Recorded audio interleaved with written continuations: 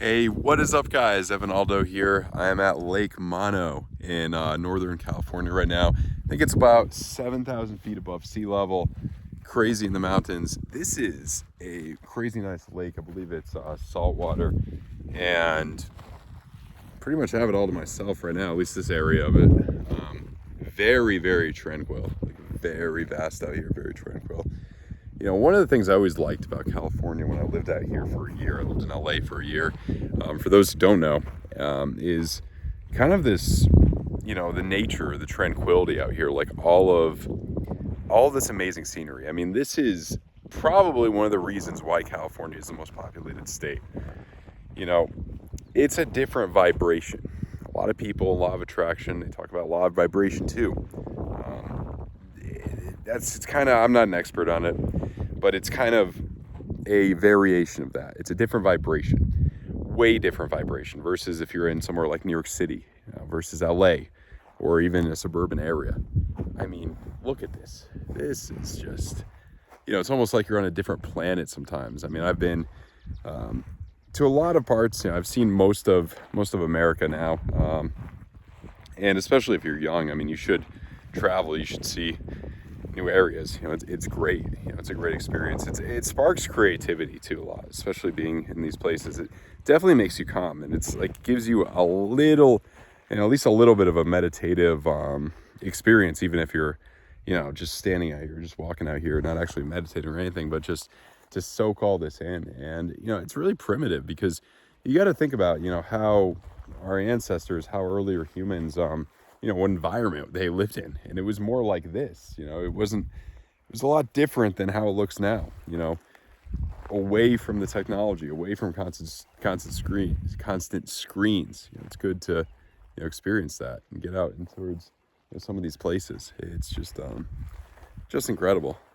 And you know, a few of the things I want to talk about right now is, you know, I was thinking about talking about more current events, more of what's going on. Maybe I'll talk about that towards the end of this vlog. But you know, the first thing I want to talk about right now is, you know, kind of setbacks. You know, you could be, you know, succeeding crazily well. You know, you could be succeeding amazing. You could be doing amazing at something, and all of a sudden, you know, you have some setbacks. You lose your mojo. You know, it doesn't work as well as it used to work, and you know, I think everything changes to a certain extent. You have to be able to adapt. You have to try new things because think about it this way. You know, it's all a competition. You have opponents. You have people you're competing with. You have, you know, they're always trying to one up each other. You know, whether you like it or not. That's kind of how it is. You know, it's almost like a sport in a lot of ways. You're competing. You know, you're competing against somebody. So you got to adapt. You know, look at, you know, all the greats. You know, I knew one example is Tiger Woods changed his golf swing to try to make it better after he was already considered the best golfer. After he already won, you know, all the PGA tours or whatever. I'm not an expert on what he won, but yeah, that's aside the point. You know, you're already the best person. You're at the top, and you're still trying to improve. You know, you always got to be striving for more.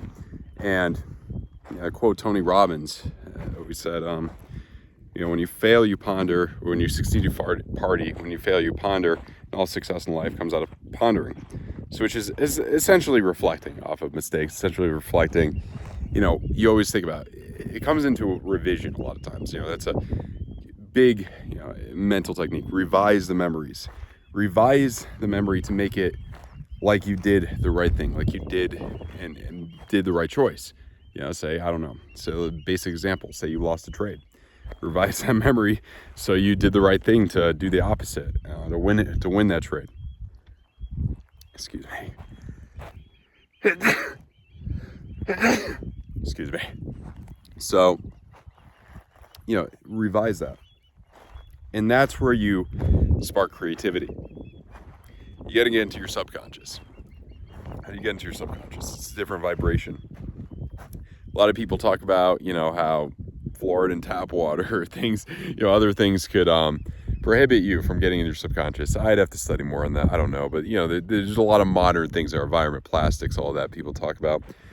I think they're probably right. It makes sense. But the main thing here is, just to be at one, just to be in the present moment, because the mind, races a lot of times, especially when you mess up, and then, you kind of just go on that cascade of things. And then, sometimes it's easy to get into negative thoughts, even if you had a lot of success.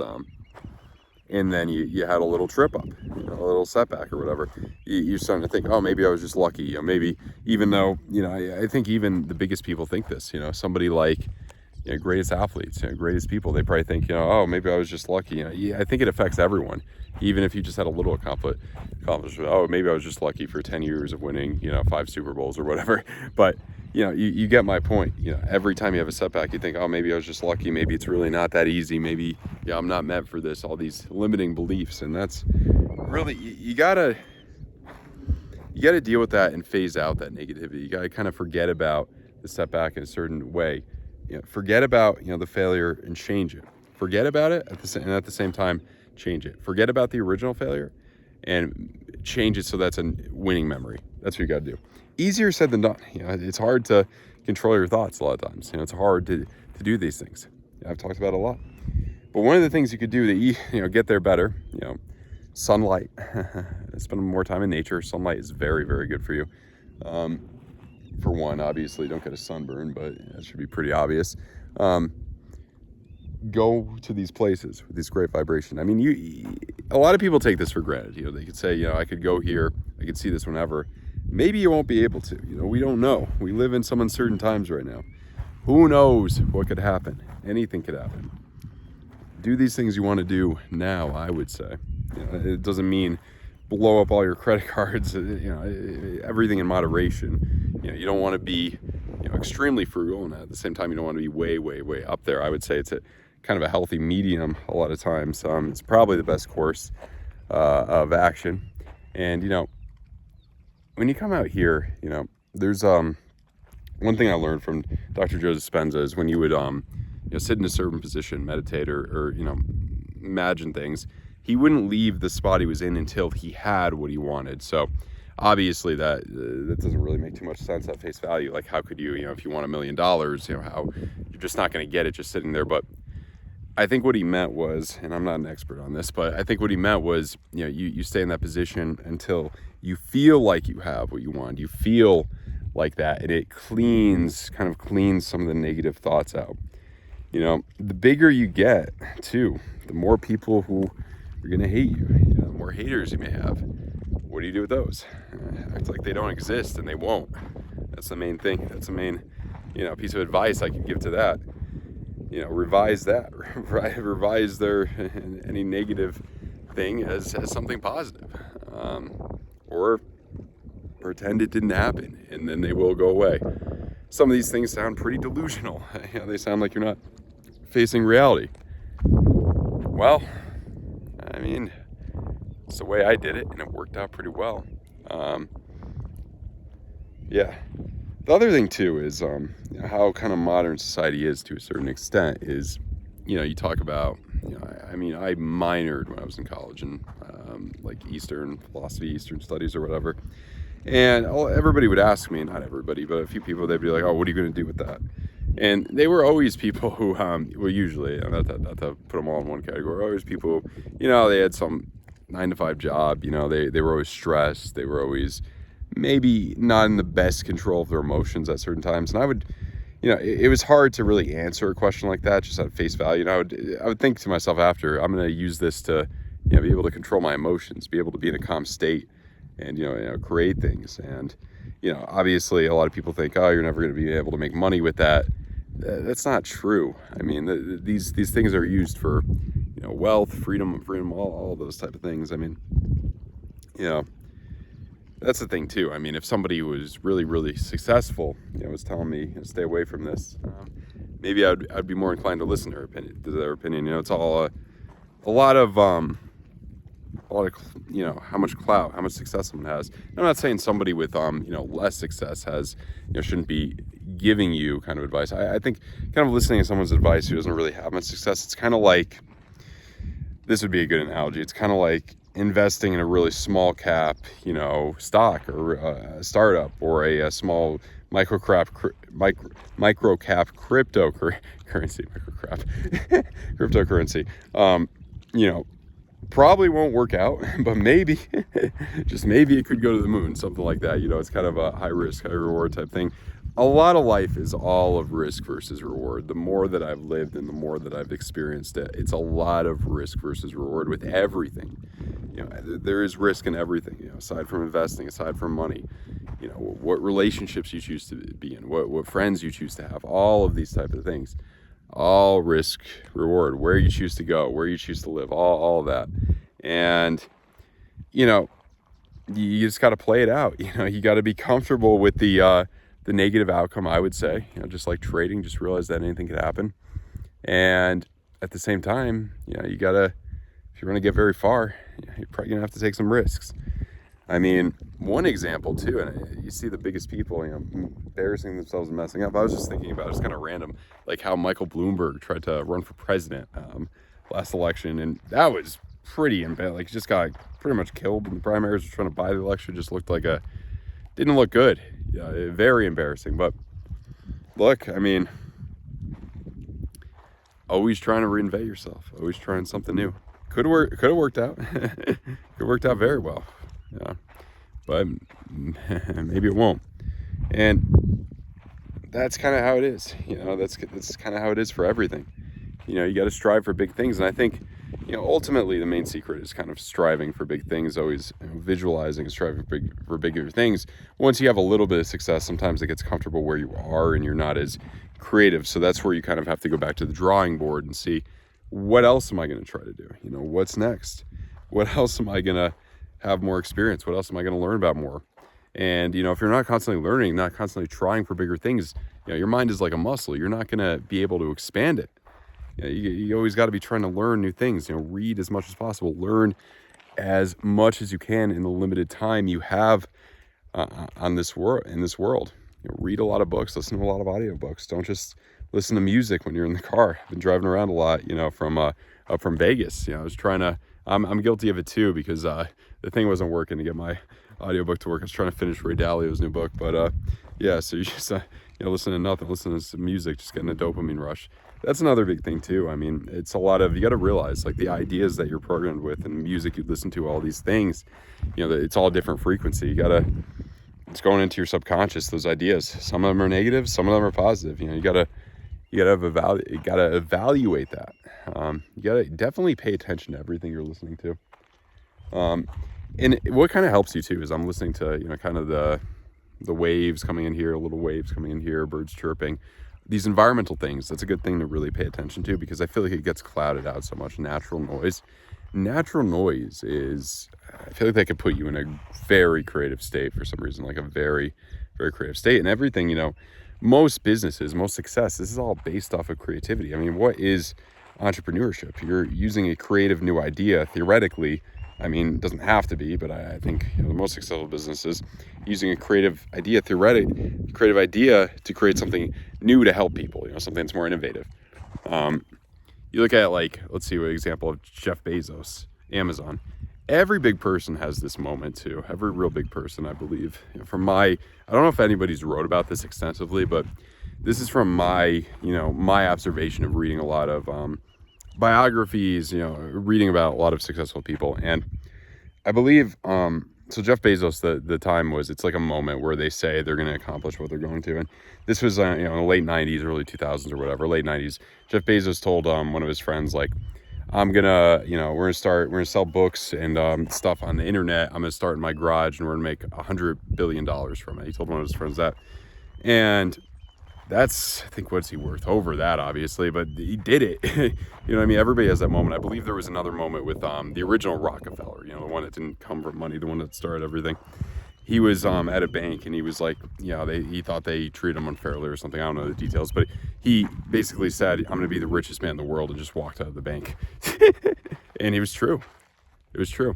That's, the second one's a bit more arrogant. Like, the first one's more like, you're just talking to your friend. Like, everybody has that kind of moment. Tom Brady to Robert Kraft. Tom Brady says to Robert Kraft when he first meets him, hi, I want to introduce myself. I'm Tom Brady. Robert Kraft says back to him, I know who you are. You're a 6th round draft pick. It's not good, obviously. If you're not familiar with football, it's very bad for NFL. And Tom Brady looks him right in the eyes and says, yeah, and I'm the greatest decision this organization has ever made.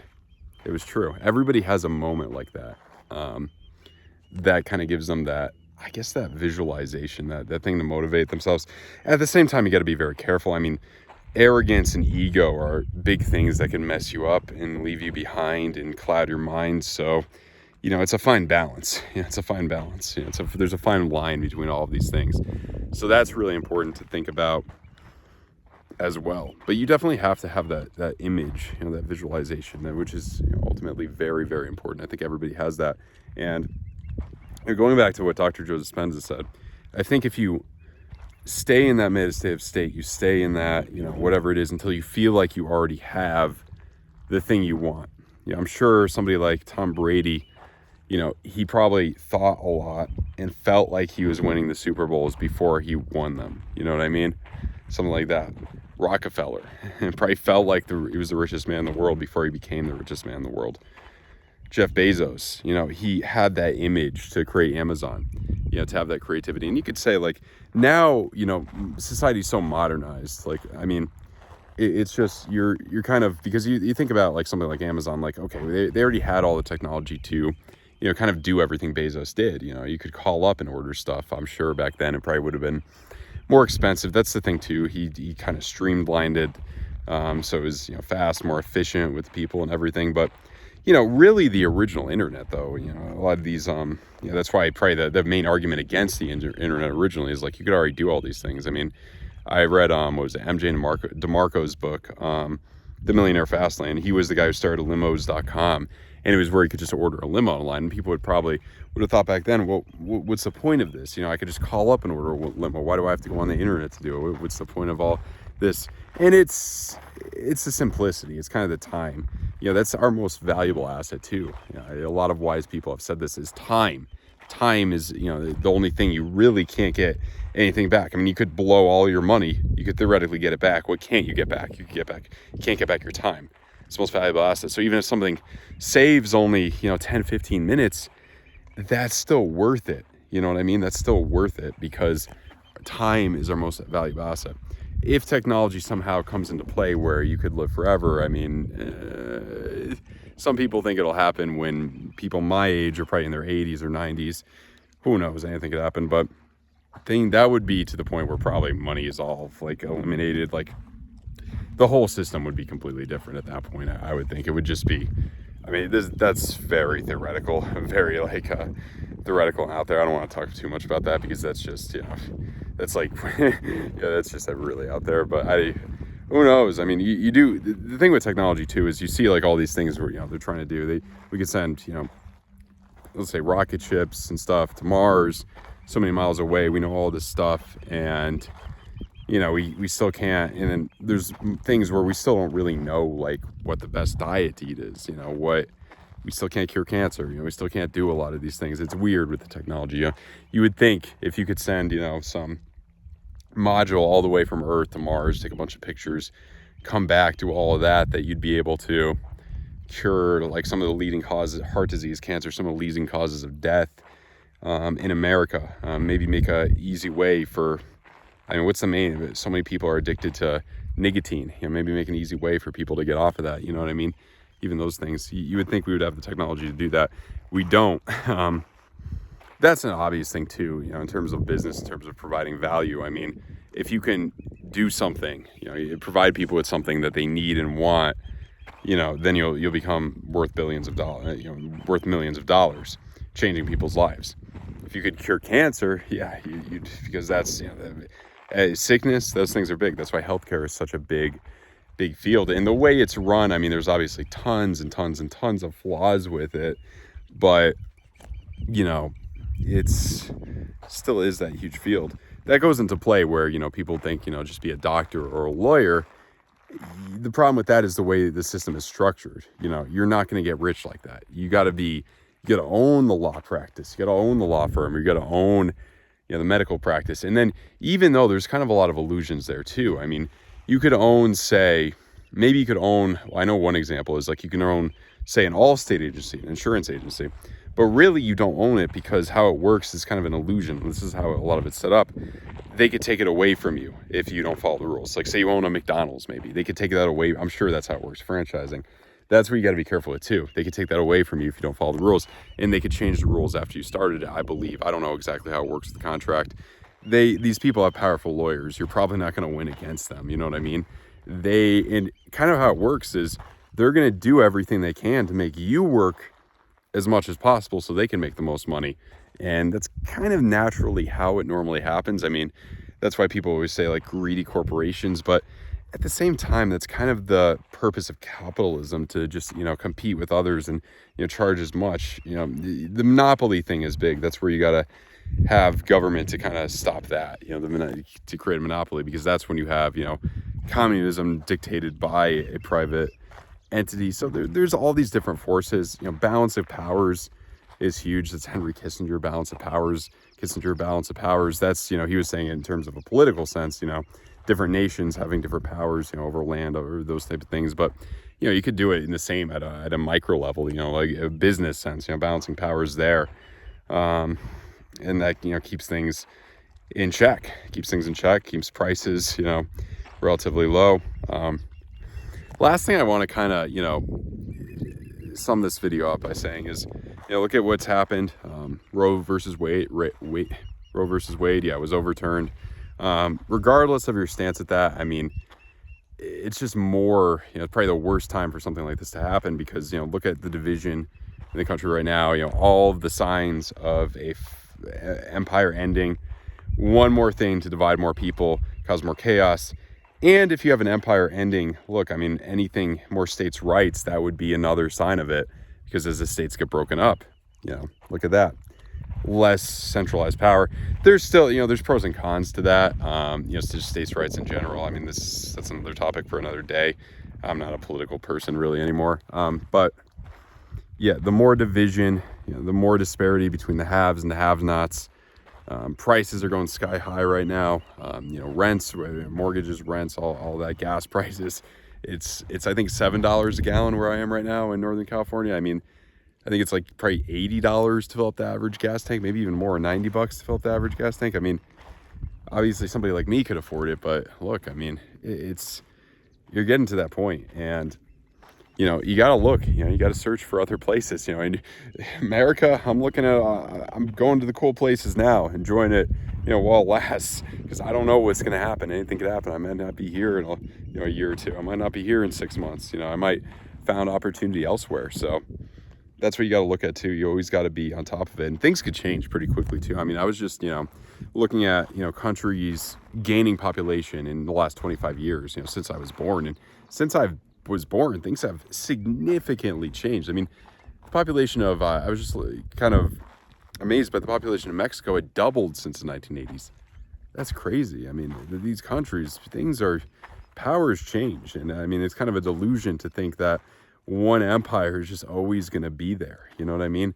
When you have all of these things going on, stuff happens. I mean, inflation, all that. I mean, not financial advice at all here, but I was at the pawn shop, Pawn Stars Pawn Shop, that one from the TV show. I'm sure you guys are all familiar, especially if you're an American. And I asked them, like, oh, do you guys have any gold? I was just looking maybe for a gold bar or something. And they were like, oh, no, man, whenever we get gold, it sells immediately. Gold has been so hot, man. And I'm just like, yeah, gold is probably going to be the next thing to pop. We get oil pop, inflationary times, early 1970s, World War II. Very high probability gold is going to be the next thing to pop. Not financial advice, but you got to adapt, like I was talking about. I mean, you got to be able to adapt. Maybe crypto, obviously long term, I think crypto is going to come back. I think we're going to be all right. But there's other asset classes to look at. That might be the next big thing, possibly gold. And you're not going to get the same return with crypto. For some of us, we anything under a 10x in a few months it isn't enough. But just, you got to realize the opportunities. I mean, these bubbles only come around, before we had 3 bubbles with crypto so far, basically. And now, there's only really one .com bubble. I mean, this would probably go in history as a second .com bubble, like bursting right now. I mean, markets everywhere. I mean, in terms of going into recession, we're essentially already in it. We are already in it, in my opinion. I think this is going to go on for probably a few years. It's not going to be I mean, there's just no way you're going to make those type of gains with S&P 500 and that, you know, the same ones for the last few years. That's not sustainable. And even if you do, due to inflation, you know, it's their buying power is not going to go up. So it's probably not going to be the best time, you know, right now. And, you know, what happens a lot of times in Ray Dalio's book he was talking about is retail, you know, they tend to buy when it's higher up. And a lot of retail got in heavy, you know, the past year. And the reason they sell usually is either out of fear, one, but the other reason they sell is they need the money. You know, when things get tough, they need the money and they have to sell because they need that. So that's where you get into hot water. So you got to be careful with that. But at the end of the day, you know, take what you will from this. Hope you guys learned something from this 25-minute video. Subscribe if you are new. Please like the video and leave a comment down below. All right, guys, have a good one. Goodbye.